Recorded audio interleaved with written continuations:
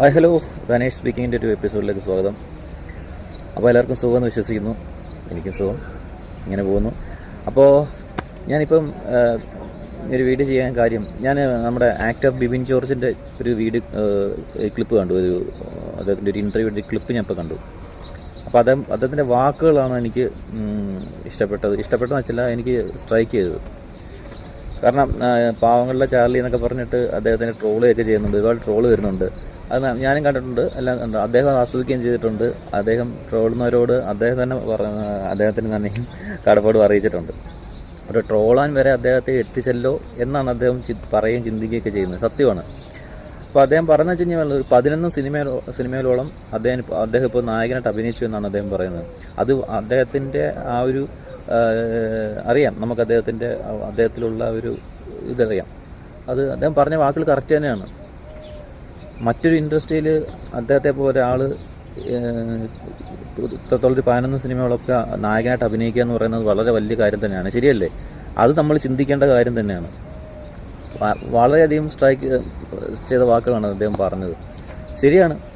ഒന്ന്, അദ്ദേഹത്തിൻ്റെ കഠിനാധ്വാനം, ഈശ്വരൻ കൊടുത്ത കഴിവ്, പിന്നെ ജനങ്ങൾ അദ്ദേഹത്തിന് കൊടുത്ത പ്രേക്ഷകരുടെ പിന്തുണ, സ്നേഹം, അവർ നൽകിയിട്ടുള്ള, അപ്പോൾ അതെല്ലാം ആ നന്ദിയും കടപ്പാടും അദ്ദേഹം അവരോട് എപ്പോഴും അദ്ദേഹത്തിൻ്റെ കൂടെ ഉണ്ടെന്നാണ് പറയുന്നത്. ശരിയാണ്. ഇനി അദ്ദേഹത്തിൻ്റെ സിനിമകൾ ഉണ്ടാവട്ടെ, വിജയങ്ങളാവട്ടെ, നല്ലൊരു പൊസിഷനിൽ തന്നെ അദ്ദേഹം എത്തുമെന്ന് പ്രതീക്ഷിക്കുന്നു. എത്തും.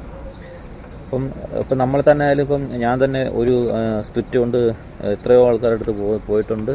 ഒരുപാട് ആൾക്കാരെ കാണാൻ ശ്രമിക്കുന്നുണ്ട്. ആരും ഒന്ന് കേൾക്കാൻ പോലും ഒരു അവസരം തരുന്നില്ല എന്നുള്ളതാണ് സ്ക്രിപ്റ്റ്.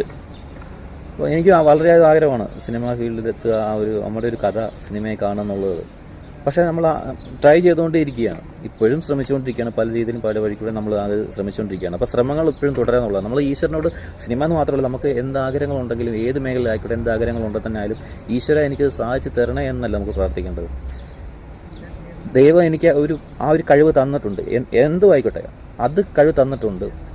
അതിൽ എനിക്ക് പിടിച്ചു കയറാൻ പറ്റി, എനിക്ക് സാധിക്കുക, എൻ്റെ തലയിൽ വിധിച്ചിട്ടുണ്ടെങ്കിൽ എനിക്ക് അത് സാഫല്യമാക്കി തരാൻ ദൈവം അത് വിധിച്ചിട്ടുണ്ടെങ്കിൽ അത് എനിക്ക് നേടിത്തരണം.